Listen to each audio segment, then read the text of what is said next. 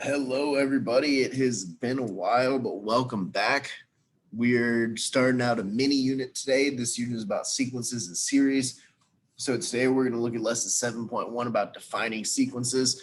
The purpose of this mini unit is to give you guys some background on sequences and series so that those of you that end up in BC calculus have some background about this before we get to that unit in calculus. So without further ado, for the first time in a while, let's get cooking talking about sequences.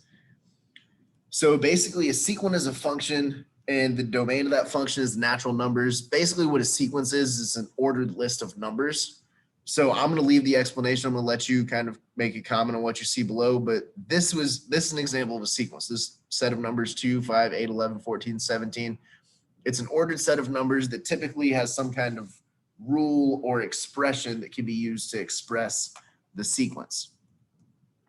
So one way to write a formula for a sequence is using a recursive formula. So there are two types of formulas we're going to talk about: recursive formulas and explicit formulas. And you have probably seen these previously. But a recursive formula is basically a formula that relies on at least one previous value. And when I say previous, I mean directly previous value to define the following value. So for example, down here, this a sub n, what this means is the nth term of the sequence. In order to find the nth term of the sequence, I take the term number that I'm on and multiply it by the value of the previous term. So when I define something recursively, so A1 is 1, I usually have to define the first term by itself. So I define the first term, and then when I move on to the next term, so A2, in order to find A2, what I do is I take 2, because that's the term number that I'm on. I'm now on number 2, and I'm going to multiply by A sub n minus 1, which means I'm going to do 2 times A1. So this is going to be 2 times 1, which is just going to give me 2. And then when I move on to A3, now I'm on term 3, so that's my n right here. I'm going to multiply this by a n minus 1, a sub n minus 1. So this is going to be A2. So I'm going to multiply 3 by the previous term, which is 2. And I notice what the pattern is here. So if I go on to A4, this is going to be 4 times this number right here, which was 6. Which is going to give me 24. And then A5 is going to be 5 times this previous term right here, 24, which is going to give me 120. So this is one way to define a sequence recursively, and a recursive formula is something that uses the previous value to find the next value. So we're going to take a short detour right here because there's a reason that I chose this specific sequence. One of the units that we have coming up is about probability. And as part of the probability unit, there's going to be a thing called the binomial theorem where we use factorials. And so I chose this sequence specifically to give you a short introduction to what a factorial is. So we're just going to really quickly talk about factorials so that we can see what a factorial means. So basically a factorial is represented with an exclamation point, and its domain is all natural numbers, which is all positive integers and 0. Side note, 0 factorial is equal to 1. But basically what a factorial does, it tells you to take the product of every natural number from the input and below until you get to 1. So if I want 4 factorial, this is going to be 4 times 3 times 2 times 1, which is equal to 12 times 2, which is 24. So what I wrote right here is actually a recursive formula for a factorial, which means another way that I could have written this, instead of writing this recursive formula, I say, well, let's rely on the previous value because, for example, 1 right here, A1 is going to be 1, which is just 1 factorial. A2, what I'm doing is 2 times 1. A3, I'm doing 3 times 2 times 1. A4 was 4 times 3 times 2 times 1. So I could have also written this as AN is equal to n factorial. And this would be an example of what's called an explicit formula. So we've seen a recursive formula. Now we're going to look at an explicit formula. Along the way, we're going to go past a sequence that I want you to try to do before class. So if you want to pause on this page real quick, try and find the first 7 terms of this sequence. And we're going to look at explicit formula. So basically an explicit formula is a formula that does not rely on the previous term. So each of these different kinds of formulas has their advantages. Recursive formulas are helpful to find a continuous sequence of terms over and over again. Explicit formulas are going to be helpful to find a specific term without needing to know all of the previous terms. So for example, if I have this explicit formula right here that says a sub n is equal to 2n minus 11, if I want to find a sub 21, What that means is my n is equal to 21. So this is going to be 2 times 21 minus 11. So this is just going to be 42 minus 11, which is 31. So the benefit of an explicit formula is I'm able to find a specific term. The benefit of a recursive formula is I'm able to go from term to term and start writing out a list of terms. So with that in mind, so now that we've seen a little bit about sequences, let's talk a little bit about series. So this unit is about sequences and series.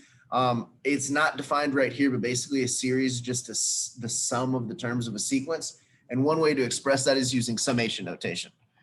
So summation notation is this big sigma looking thing here. So what summation notation tells me to do is down here is called the index of summation. So this tells me where to start. So this says k equals 1. That means the first number that I want to plug in for k right here is 1. And then I'm going to plug in 2 and 3 and 4 and 5 until I get up to n. So basically what this is going to end up looking like is this going to be a1 plus a2 plus a3 plus all the way until I get to an, whatever n happens to be. So this is an example of an explicit formula. In my summation notation, I plug values into this explicit formula repeatedly until I get to whatever value is up here.